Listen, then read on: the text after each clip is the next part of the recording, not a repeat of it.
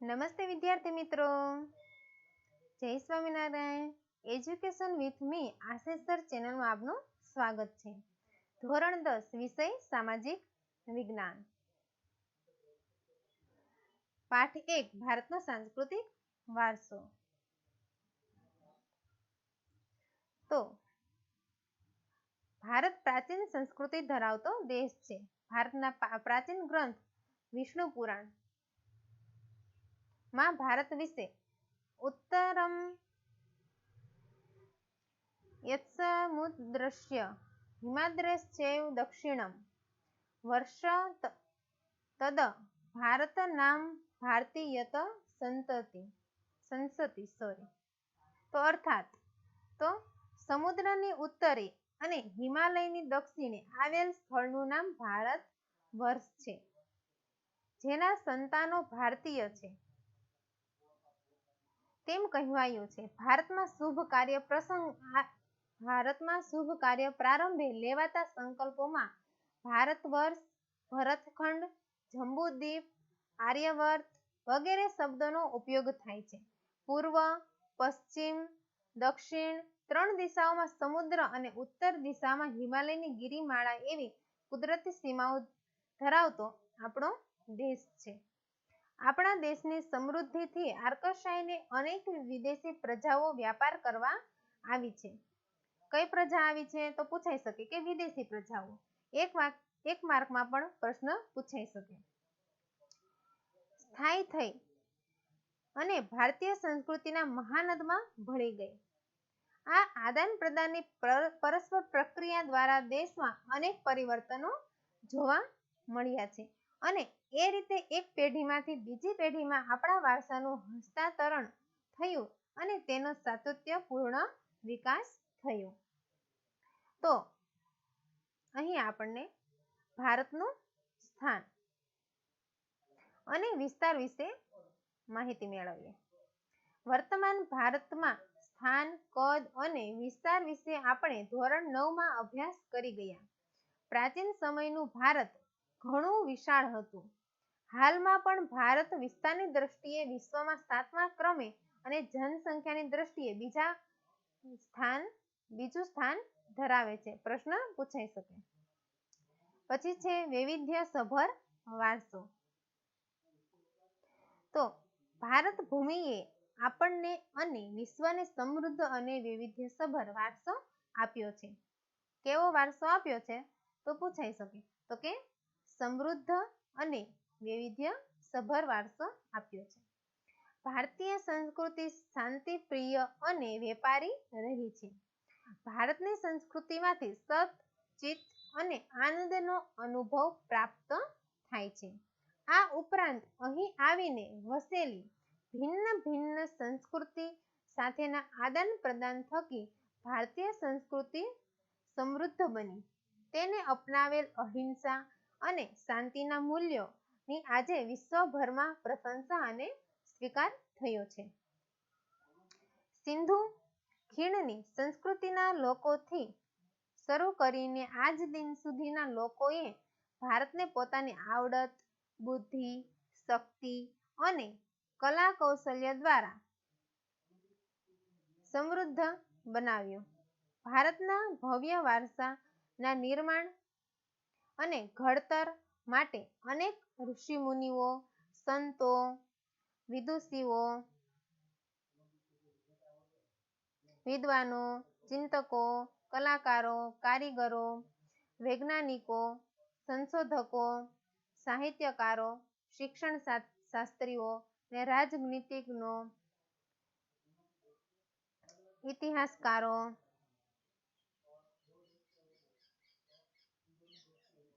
સમાજ સુધારકો વગેરેના અગત્યનો ફાળો છે. તેમના ધર્મ, શાસન શૈલી, ભાષા, કલા, ચિત્ર, બોલી, પહેરવેશ અને રીત રિવાજો વગેરે પણ ભારતને મળ્યા. આ રીતે ભારતમાં ભાતીગળ સંસ્કૃતિનું નિર્માણ થયું છે. કઈ સંસ્કૃતિ તો ભાતીગળ સંસ્કૃતિ. ક્યાં નિર્માણ થયું છે? ભારતમાં. તમને અહીં પૂછાઈ શકે કે ક્યાં લોકોનો ફાળો અગત્યનો છે તો આપણે કહી શકીએ કે ઋષિ મુનિઓ, સંતો, વિદુષકો વગેરે વગેરે સમાજ સુધારકો વગેરેને અગત્યનો ફાળો છે. સંસ્કૃતિ, સંસ્કૃતિનો અર્થ. સંસ્કૃતિનો અર્થ. તો સંસ્કૃતિ એટલે શું? તો આપણે જોઈએ કે સંસ્કૃતિ એટલે જીવન જીવવાની રીત. સંસ્કૃતિ એટલે શું થશે? જીવન જીવવાની રીત.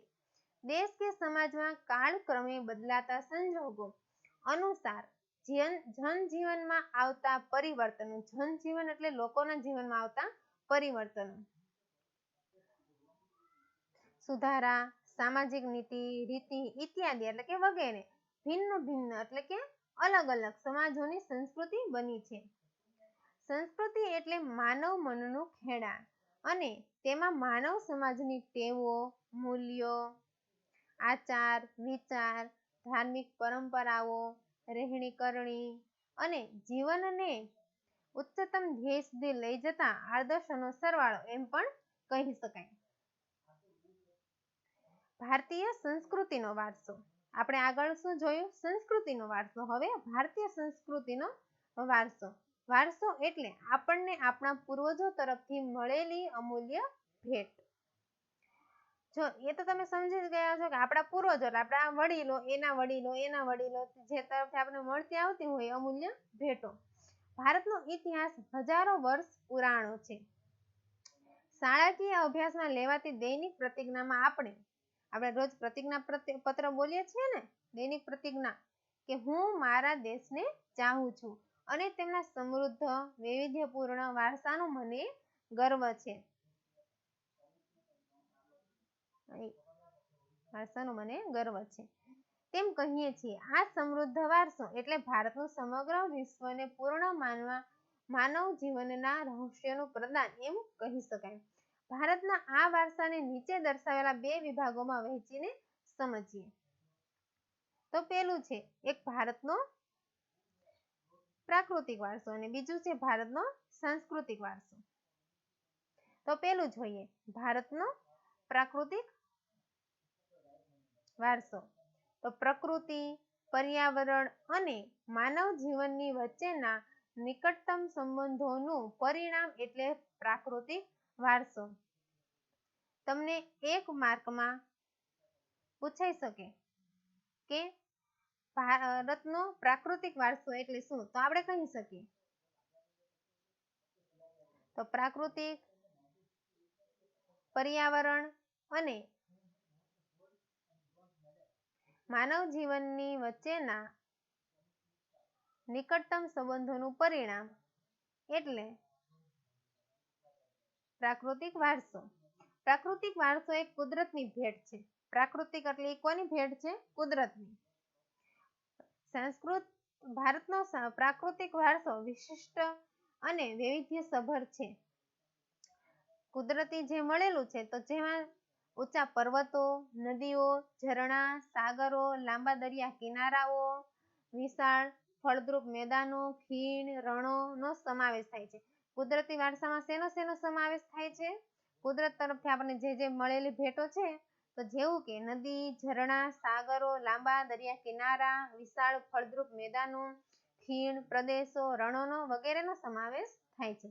તથા વૃક્ષો, વનસ્પતિ, જીવજંતુઓ, ઋતુઓ, પશુ પક્ષી, પ્રાણીઓ અને વૈવિધ્યપૂર્ણ ભૂમિ દ્રશ્યો, વિવિધ પ્રકારના ખડકો, જમીનનો સમાવેશ થાય છે.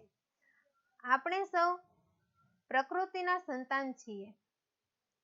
કોના સંતાન છીએ? પ્રકૃતિના.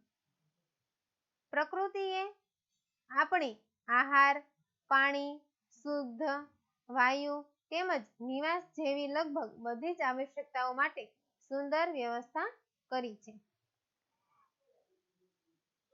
પ્રકૃતિ સાથેનો આપણો વ્યવહાર શ્રદ્ધાપૂર્વક હોવાના ઉદાહરણો પંચતંત્રની વાર્તાઓ અને બૌદ્ધ ધર્મની જાતક કથાઓમાં જોવા મળે છે. આપણા લોક સંગીત અને શાસ્ત્રીય સંગીતમાં પણ ઋતુઓ, પ્રકૃતિ સાથેનો સંબંધ જોવા મળે છે. આપણા ગીતો, તહેવારો, કવિતાઓ, ચિત્રોમાં પ્રકૃતિ અને ઋતુચક્રોનું નિરૂપણ જોવા મળે છે. નિસર્ગોપચાર એટલે નેચરોપથી આયુર્વેદિક યુનાની જેવી ચિકિત્સા પદ્ધતિ પ્રકૃતિ પર આધારિત છે. હવે આવે છે ભૂમિ દ્રશ્યો.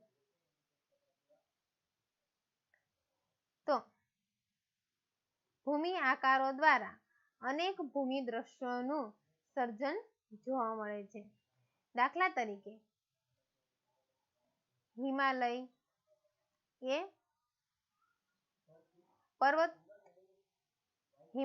પર્વત એ ભૂમિનો આકાર છે. હિમાલયમાં અનેક પ્રકારની ઉપયોગી વનસ્પતિ, ખનિજો, અવનવા પશુ પંખી અને શિખરો બરફથી છવાયેલા છે, એટલે કે બરફથી ઢંકાયેલા છે. તેનાથી મોટી નદીઓ બારે માસ ભરપૂર પાણીથી સમૃદ્ધ રહે છે. જે મોટી મોટી નદીઓ છે એ બારે માસ, એટલે એવું નથી કે ખાલી ચોમાસામાં, પણ બારે માસ શું છે કે પાણીથી ભરેલી છલોછલ રહે છે. તરાઈના જંગલો પણ ત્યાં આવેલા છે. હિમાલયમાં અમરનાથ, બદ્રીનાથ, કેદારનાથ જેવા યાત્રાના સ્થળો, નંદા દેવી જેવા શિખરો પણ આવેલા છે. ભારત માટે હિમાલયનું મહત્વ ઘણું છે. હવે નદીઓ એટલે કે રિવર્સ. પ્રાચીન કાળથી નદીઓ પ્રાકૃતિક માર્ગ પૂરો પાડતી આવે છે. પ્રાચીન કાળથી એટલે કે પહેલાના સમયથી. ક્યારથી? તો પ્રાચીન કાળ એટલે પહેલાના સમયથી નદીઓ પ્રાકૃતિક માર્ગ પૂરો પાડતી રહી છે. ભારતીય સંસ્કૃતિ સિંધુ અને રાવી નદીના કિનારે પાલન પોષણ પામી છે. ભારતીય સંસ્કૃતિ ક્યાં પોષણ પામેલી છે? તો પૂછાઈ શકે. સિંધુ અને રાવી નદીના કિનારે. સિંધુ, ગંગા, યમુના, સરસ્વતી, નર્મદા, ગોદાવરી, કૃષ્ણા, કાવેરી જેવી લગભગ બધી જ નદીઓએ ભારતના લોકજીવન પર પ્રગાઢ અસરો ઉપજાવી છે. પીવાનું પાણી, વપરાશનું પાણી, સિંચાઈ, વીજળી, ખેતી, જળમાર્ગ જેવી આપણી મહત્વની જરૂરિયાતો સંતોષવામાં નદીઓનું સ્થાન અગ્રીમ છે. જેમ કે આપણે સૌ જાણીએ છીએ કે જળ એ આપણા માટે જીવન છે. જો જળ હશે તો બધું કામ થઈ શકશે. તો કેમ કે ઘર વપરાશમાં પણ જળનું એટલું જ મહત્વ છે, જે રીતે ખેતી ઉપયોગમાં પણ એટલું જ મહત્વ છે. અને જળમાર્ગ, તો જળમાર્ગ પાસે આપણે બધી માલની આપ લે પણ કરી શકીએ છીએ. એટલે આપણી મહત્વની જરૂરિયાતો સંતોષવા માટે કોનું સ્થાન અગ્રીમ છે? તો અગ્રીમ એટલે કે પહેલા, પ્રથમ તો નદીઓનું. તે ઉપરાંત માટીના વાસણો, મકાનો, લીપણ તથા ઉદ્યોગોના વિકાસો માટે પણ માનવીએ નદીના પાણી ઉપર આધારિત રહેવું પડે છે. તો જેમ કે માટીના વાસણો એટલે કે માટીમાંથી વાસણો બને, જેમ કે માટલા છે, પછી મોટા માટલા છે, એવું બધું, પછી તાવડી છે, એવું બધું બની શકે. તેમાં પણ પાણીની જરૂરિયાત પડે. મકાન બનાવવામાં પણ પાણીની જરૂરિયાત પડે. લીપણ, તો પહેલાના જમાનામાં કેમ હતું કે પેલા લાદી સ્ટાઇલ એવું કશું નહોતું. પેલા છાણથી લીપણ કરવામાં આવતા, તો એમાં પણ પાણીની જરૂર પડે. તથા ઉદ્યોગોના વિકાસ માટે, તો અવનવા ઉદ્યોગો હોય તો ત્યાં પણ પાણીની જરૂર પડે છે. તો માનવીએ નદીના પાણી ઉપર આધારિત રહેવું પડે છે. આમ નદીઓએ ભારતીય પ્રજા જીવનને સમૃદ્ધ બનાવ્યું છે. આપણી સંસ્કૃતિમાં પ્રાચીન કાળથી નદીઓના ઉષા અને સંધ્યાના વિવિધ ભૂમિ દ્રશ્યો દ્વારા ભરપૂર સૌંદર્ય. ઉષા એટલે સવારનો સમય અને સંધ્યા એટલે સાંજનો સમય. વિવિધ ભૂમિ દ્રશ્યો, તો જેમ કે ઉષા એટલે સવારનો સમય અને સંધ્યા એટલે સાંજનો સમય. ભૂમિ દ્રશ્ય દ્વારા ભરપૂર સૌંદર્ય, કલાસૂચ અને કૌશલ્યનો વિકાસ પણ આ પ્રકૃતિના વારસામાંથી મળ્યો છે. તેથી આપણે નદીને લોકમાતાનું બહુમાન આપ્યું છે. નદીને આપણે શું કહીએ છીએ? લોકમાતા. પછી આવે છે વનસ્પતિ જીવન. તો ભારતની પ્રજા આદિ એટલે પહેલાના સમયથી પર્યાવરણ પ્રેમી છે. કેવા રહેલા છે? પર્યાવરણ પ્રેમી. જેની સાક્ષી તેનો વૃક્ષ પ્રેમ. એટલે આપણે પર્યાવરણ પ્રેમી રહ્યા છે એ કઈ રીતે માની શકીએ? તો આપણે જોઈ શકીએ કે એનો વૃક્ષ પ્રત્યેનો પ્રેમ. પુષ્પ પ્રેમ અને છોડવાઓ પરત્વેનો આદર સૂચવે છે. માણસ પાણી, પ્રાણી, પશુ, પક્ષીના આહાર માટે વનસ્પતિ પર આધાર રાખવો પડે છે. વનસ્પતિ જેમ જળ જીવન જરૂરી છે એમ આપણને વનસ્પતિ જીવન પણ જરૂરી છે. જેમ કે માણસ અને પ્રાણી, પશુ પક્ષીનો આહાર શેના પર રહેલો છે? તો વનસ્પતિ પર એને આધાર રાખવો પડે છે. ભારતમાં વડ, પીપળો, તુલસી વગેરેની પૂજા ધૂપ દીપ કરવામાં આવે છે. આપણે વડનું વ્રત આવે છે, વડ સાવિત્રી, ત્યારે આપણે વડની પૂજા કરીએ છીએ. પીપળાની પણ પૂજા કરવામાં આવે છે. અને તુલસી તો આપણે રોજ ઘરમાં હોય જ છે બધાના ઘરે, તો ત્યાં પણ રોજ સવારે આપણા ઘરના જે વડીલો હોય, મમ્મી હોય, બા હોય, તે તુલસીની પૂજા કરે છે. એ પહેલાના સમયથી ચાલ્યું જ આવે છે. તો વટલા સાવિત્રી, જેવું મેં તમને થોડી વાર પહેલા કહ્યું કે વડ સાવિત્રી, તો એ વટલા સાવિત્રી એટલે વડ સાવિત્રી વ્રતમાં વડની પૂજા કરવામાં આવે છે.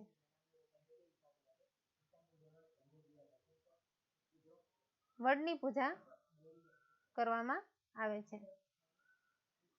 અનાજ, કઠોળ, તેલીબિયા એટલે જેમાંથી તેલ નીકળતું હોય તે બિયા, છોડ, ધન ધાન્યથી લહેરાતા ખેતરો, એટલે જે ખેતરોમાં અત્યારે તમે ચોમાસાની સિઝનમાં જુઓ તો હરેકના ખેતરમાં લીલું લીલું તમને બધું વાવેલું જોવા મળે છે. તો એ લહેરાતા ખેતરો, વન સમૃદ્ધિથી ભરેલા જંગલો અને ઔષધિઓ માટે ઉપયોગી છોડવાઓ આપણા અતિ પ્રાચીન કાળથી જીવનને સમૃદ્ધ બનાવ્યું છે. હરડે છે એ ઔષધિ જ છે. આંબળા, બેહડા, કુવારપાઠું, અરડુસી, લીમડો વગેરે ઔષધીય તથા મોગરો, ગુલાબ, કમળ, ડમરો, સૂરજમુખી, ચંપો, નિશિગંધા, જુઈ વગેરે જેવા પુષ્પોએ માનવ જીવનને ખૂબ સુંદર, સુવાસિત, નિરામય અને સમૃદ્ધ બનાવ્યું છે. આમ ભારતના સામાજિક, ધાર્મિક જીવન પર વનસ્પતિનો અસરકારક પ્રભાવ રહ્યો છે. પછી આવે છે વન્યજીવ, વાઇલ્ડ લાઈફ. તો પ્રાચીન સમયથી ભારત દેશ પ્રકૃતિ પ્રેમી હોવાની સાથે સાથે પ્રાણી પ્રેમી સંસ્કૃતિ ધરાવતો દેશ છે. એટલે પહેલાના સમયથી જેમ ભારત દેશ છે પ્રકૃતિ પ્રેમી છે, તેમ વન્ય સાથે પણ પ્રેમી સંસ્કૃતિ ધરાવતો દેશ છે. તો વન્ય જીવનમાં તો કે વાઘ, સિંહ, હાથી, ગેંડો, ચિત્તો, શિયાળ, રીંછ, હરણ, રોજ. આ રોજ છે અત્યારે તો આપણને હરેક ગામમાં ખેતરોમાં જોવા મળે જ છે. સાબર, સસલા, અજગર, સાપ, નાગ, નોળિયો, ઘો, સાહુડી છે તમે પ્રાણી સંગ્રહાલયમાં પણ જોઈ હશે, જેવા અનેક જીવો જોવા મળે છે. આ બધા જે નામ આપેલા છે તે એના વિશે તમને બધાને થોડી ઘણી માહિતી તો હશે જ. વિશ્વમાં એશિયાઈ સિંહો માત્ર ગુજરાતના ગીરના જંગલોમાં જોવા મળે છે. એશિયાઈ સિંહો ક્યાં જોવા મળે છે? એક માર્ક માટે પૂછાઈ શકે. તો ક્યાં જોવા મળે છે? તો ગીરના જંગલોમાં. આપણી ધાર્મિક માન્યતાઓમાં લોકોએ કેટલાક વન્યજીવોને વાઘ, મોર, મગર, ગરુડ વગેરેને દેવદેવીઓના વાહન તરીકે સ્થાન અપાયું છે. તો જેમ વાઘ, મોર, મગર છે એ ઘોડિયામાંનું વાહન છે, ગરુડ વગેરે દેવદેવીઓના, એટલે ભગવાન માટે પણ વાહન તરીકે આપણને અહીંયા સ્થાન બતાવ્યું છે. આપણી રાષ્ટ્ર મુદ્રા, તો આપણે જે 4 સિંહોની આકૃતિ છે, જે પૈસાની પાછળ, રૂપિયાના સિક્કાની પાછળ પણ આપણે જોવા મળે છે, નોટમાં પણ જોવા મળે છે. તો આપણી રાષ્ટ્ર મુદ્રા 4 સિંહોની છે. તમને એમ પ્રશ્ન થશે કે એમાં તો બતાવે છે 3 સિંહ, અહીંયા 4 સિંહ કેમ? તો 4 સિંહ આપેલા છે પણ એક પાછળની સાઈડ આપેલો છે, જે આપણને દેખાતો નથી. ઘોડો તથા બળદની આકૃતિ મૂકીને તેનું મૂલ્ય આંક્યું છે, એટલે કે કેટલું વેલ્યુ ધરાવે છે. વળી આ વન્ય જીવોની રક્ષા માટે અભયારણ્યો એટલે કે પ્રાણી સંગ્રહાલય બનાવી તેમના જીવનની સુરક્ષા માટે કાયદા પણ ઘડેલા છે. એટલે તમે જોઈ શકો છો કે ઘણા લોકો છે એ પોતાના ખેતરોમાં કે જ્યાં ચોટ મૂકી દે છે, એટલે કે જેના કારણે પ્રાણીઓ આવે તો એ મૃત્યુ પામે છે, એટલે એના પણ સરકારે કાયદો ઘડવામાં આવેલો છે અને એના માટે પણ ગુનો નોંધાઈ શકે છે ગુનો. હવે વિદ્યાર્થી મિત્રો, આગળનું આપણે બીજા ભાગમાં જોઈશું. Thank you.